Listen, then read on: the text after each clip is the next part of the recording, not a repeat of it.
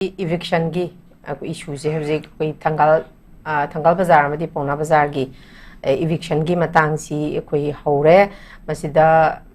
koi DC ne thamgi ba wapam da su mi gi tak thoga di aduma kharau ba magi yauraga di hek nungai taba gi statement am khak su thamgi masida koi gi mahut ki director oja ngangom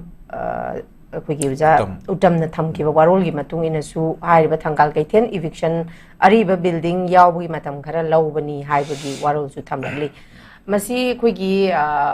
Kiran masi daina lakchani je kuigi thangal bazar pona bazar khaktana tana top mafam su eviction gi gano se tawri aduma pu matam du da kuigi sajan griba sing si matam du gi mari leina ba department sing sina matau karamna haidi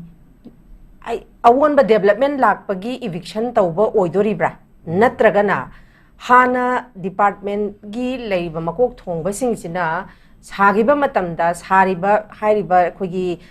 dukan singji owner singsina makoi gi leiba pata du dagi henjanna sajanba oidoribra natragana matamdugi khogi department dugi makok thongba singsina soiba oidoribra natragana hojik eviction tawraisi anauba new development policy gi makhada chemdorakpa haidi eviction tawba oidoribra habisgi matang da Kiran kamai tawe mase ojiki koige anchor na thambiru wafam sing loina chumme na thamjage aduga madugi mathakta aikoina masigi elaborate oina khanar ko matam da kra elaborate tok matam da hai tare masigi poche nakan yamna multi dimensional loina khana ba yagre tasengna mamang da leramba popular government sing na hai tare aduga natraga mogi mercenaries sing even prosecution da so thodang loiba police sing ko makoina aran ma tawruga sutum masigi complaint toroktraga di natraga na kana gumu keno tawdraga tumini yenga le thokpa lo se koigi complaint tawdraga dum yamna pokhai da mai gi singdam dum lei aduga complaint tawba lalam ta pokhai ra ga di madun yam so li kan mayam ma dum haiba lei nako sumba pot se dai koina hujik tawriba pot sing se government gi policy amde program sing gi makha da masi torpo ram badi yai adu masi hujik still koigi wajautam je yam mun khangna jai mana social welfare department da tawringai da koi person with disabilities ki yam chaung na pukhatpa mateng bang ma misak amani ko adu hujik su mana mahut parak matam da anoba changes kar urupa yam nungai fawi ado aikoina thamjani wafam de masigi potse khanar ko matam da hujik bazar gi all building sing wajautam na haibi du yam chumme sina tabade koi kasturi thong gi awang dam tang yeng biyo ko bora gali kain leiba swai sajaliba adagi koi gi kasturi thong hek taina ba sigi awang lom da rim road haijangraga nangapan gi mamang thang ba saruk ta haib tare bora gali gina maning hai tare ko sidei je koi wana saraga second hand mayam hotel mayam phamjal laga octo parking mayam ose laga koi gi keno gi nambun river mathak ta koi gi makhung kupsalaga sari mathak sidang asi dum leihowe ba ngarang mathak na han se ko kaimta sokte aduna jaga khara khatangi tastobra mapung phana masigi posigi di udabra haiba question ama so hangninge sigi posida di koi building ari be wafum nate wana saba pot ngatani sidok puda punghai phado pot nate hoi mayam ama street vendor gi right laita nate lei alagi koi ta sengna pot yonjarbe mayam du koi hingnaba gi lan famda la ini adu tawbu taraga di mapung phana tawbu ma mathau tai na khale building aso so mayam gi magi saijin bu kakpa gi pot singjamai pareng da thobal pareng da mayam uri na ko alagi thobal gi people mayam nu sudum pen da mayam ju phongdor e adu hujiki DC Imphal West na thambi gi wafam migi ka kana harau ba isa gi tawda nungai ta ba phongdok pa haibu jam chumu wafam adum thengna da ba nati adu eviction si ai wakhalda masi lanbo oibadi ai ko manipur thoiba issues gi matang da hojik crisis solution mangam dam laiba popular government halpangam dan laiba PR ga popular government ga differences amta laitre har pa pochida kitang praja miyam gi mind si divert tawna ba masi government of India na masi manipur government is under the president rule lairabnina tarukpa posak amu oibra kaisu adum mayam na hainadab na te khuna ju khandab na tebako ana sigi pot mayam singsida tawbu taragadi aigi magi sakmai yengdana or matam chapchaba deadline piraga migi mayum mama sajallaga matam sangna sei kun gunthra lerakpo oiragasu matam khitang thama tham khai masai pini haibadi haigi ari bajingda ko ano words ari words magi pot chapchana investigation tar piraga madugi pot sidok taragana or sidok amdragana sibok ki punishment sibok tawgani haibani singsi yamna clear cut oina madu piraga tawbu mathau tai hauji ekoi even Imphal dagi 0-1 kilometer radius 2 kilometer radius tai tare 0 point dagi ko masai ja pata yaw da mayam ama khukan bangan ma mayam amagi namna lona sajan gi mayam ama su haib tare adum lai haib report mayam ama koina masi eviction gi mamang da to pa lam khopcham ko be khanar pu matam da mamang da su mayam thong gi leire aduna sigi pot mayam sing si ai koina una mang da taraga leire mayam sing si da hujik chu ai koina khangba jaga da masi pata na te aru building di koina in terms of crore da madugi adum erector ga saraga leiba mayam adum yauri ko konung mamang swai da even mahabali gi area da arigi even mahabali gi turen khongban gi maning thangba pareng haida mahabali gi maning thangba turen khongban gi na mamang thangba pareng da huji sajal liba mayam fast food ki type da koi gi tawriba mayam sing si ko adum yam nakna adum udana leiba dong adum tawe ba ko are even koina se koi gi parking facilities fajan lai table lamdam ne koi manipur se ko huji bazar manung si ma ka thel gi makha da ground floor underground parking torni kana haire are parking si kakning ba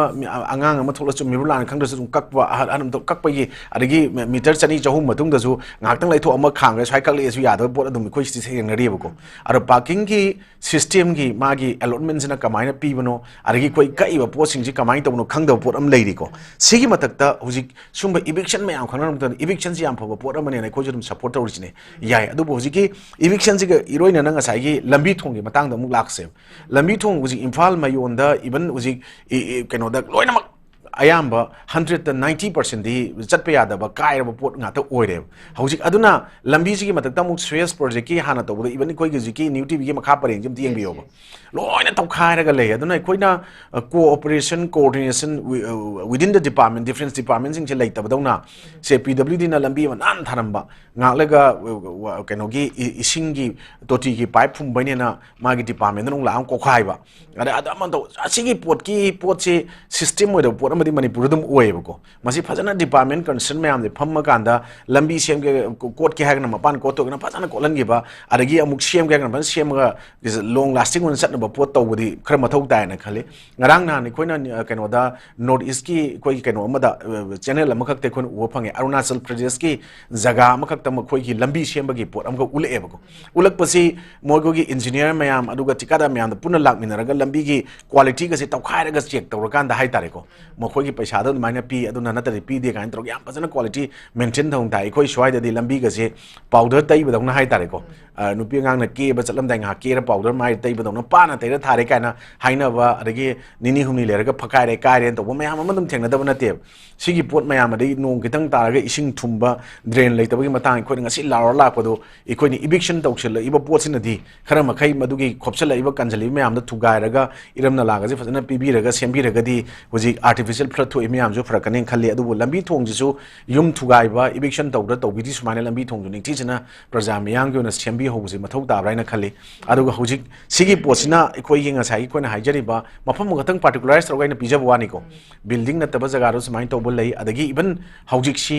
any jaga da ikoi sigi hata pareng da ju te engbi oba karba tori ba kangu sing na mai dukan mang sida ngaktang thabak ama gatang gi pot ama tang lei ge na traga gari se mini manga trang tang kham ge have da bu yaning da pot no parking kind thajan bagi mokhoi da authority da na yamna mokhoi na heta tawba ya ba dong tawba pot ama su ngasi khoina udaba na te tawri ba ko simba mayam sina kari action lokot kadori whereas in pauna bazar thangal bazar da karba wala toiba chouba dukandar sing sina steel gi stain taroganda kanjalla ka tawu mayam yauri ba what about masidi kamai tawduri ge ba what about this aduga ngasai gi mo khoi gi thelam ba signboard holdings mayam ama are keno mayam ama phakai ra ga thugai ra ga tawbu di khoina ure aru simba mayam su torumba taragadi madugi with evidence mana tawre haiba pot pi bang amagadi pira iba complainant sing du da ikona sibok ki sumai reward pi gani adagi sumana madu mateng pang pai damak ta duga hadum ba mayam ama traffic ki rules law violate tawri pot mayam ama madu ikona si tawgani kana punishment si pi gani kai lautho pusu lauthoningi aduga ikona double parking system da ikoi gi gari si lambi macha ikoi rims road ta oi ju yasu khamjalaga tawba nakan nam da khang bdong hai pot se leiraga su ai khoi gi ta seng na haraga de do meta ita ta da bai ta nakan ni khamjan ba dagi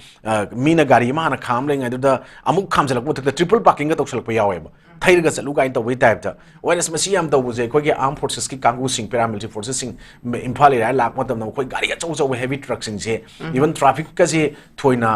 kano to da bai type ta usita ba kareng ba thana ta referee mo khonga ga at the emergency the war field the zone the chat by koi takhai ma ju thomam ma ju army gi maral leite thoma chat pai war matam de haibai type de koi gi pikrab imphal gi city gi area ji da hai tari ne adum adamaina to udabna te chumba violators mayam sing se in every corner eviction gi aduga lambi sem bai natana any chumba pot mayam semdok po ngam dan lei pot mayam se semdok po matam da ne koi gi smart city ma de smart people mayam or ka dori ba aduga aphaba masak nai aduga masak thokpa kunai mu or do jin thamningi aduna nga ki koi gi torum makanda tha ma chatpa ani chatpa keno gi lo gi type ta toroga dum lotion gi ba gi type ta manipur da chatna ba dong ma chatna bi dong lai ba pot se masi gi pot se tawning de aduga even masida koina tawhum thokpa jaga da tawba tawroi da jaga da tawda hai ba pot si masi gi pot se da bazana chatna ani stick torokanda koi madugi hujik chathari ba thabak thorom sing sida yamna mapung phana makha ta na chathabi ra kanda koi tawriba khopchalami ba lali ba pot adagi koina turen khongban mathakta turen mathakta towan towan mayam sajal liba khot mayam masina ngasidi koi awaba mayam ma praja mayam nangali pose sumba mayam tam tamna mari leina ba sewjau tamun tawbirei ba Imphal West DC na towan towan mayam ma lauthokna khodan tawbira masa yam tawbira Imphal West ka takina te mayam tawri ko Imphal West ko lejabda o khra jai jabani aduna sumba mayam singse mapung phana tawbiba mathau tai na khale aduna masigi pot singche sumaina satharak patara gadi Manipur se awon ba Manipur ma ha nei khoina yamna well corrupted and advanced in corruption gi stage ta leiraba transparent accountable oidaba kusira si mi kharagi aduga pressure khra da putau sakma yenga tawba tawgadaw jaga da tawdaba aduga tawroidaw jaga tawshin balebak amani na mayam dum lamdam amane haina lebe pot su madu du mangdhara akan da haitare manghan khra kan da tam tam erase tok khran da yamna maru mara tappa aduga afaba law chapa rule of law aduga advisor chapa season mayam ama aduga officials mayam ama oigani natragadi koichi nga ke hujik president rule ngai toromaga hayeng popular government am la kan matam matam di government do na hai tare government yawi bising no su mabuk siang da natraga moina su karan da yaw da moi jaga so ning na top jaga so su yai khoi sok to sun to wenga sai gi Imphal West DC na hai bi gen tham pot en karan tami wafam do adum ba mayam je khona ngasi uraga lak pose masi pot mayam ji chu kitang handara kadra duga afaba awon ba kunai masu oigadra law leiba aduga ikoina ngasi foguda aikoi constitutional right aduga fundamental right mayam ama ikoina enjoy tongde Manipur gi praja citizen mayam je since India the mainland union India da ikoina merged over matung natraga annexed over matung after 1949 ngasi bogu lakuda ana haiba mayam singse masi sumaina soina phangakadra sumbasi poche makata na phajan chathara dai sumai thamjaki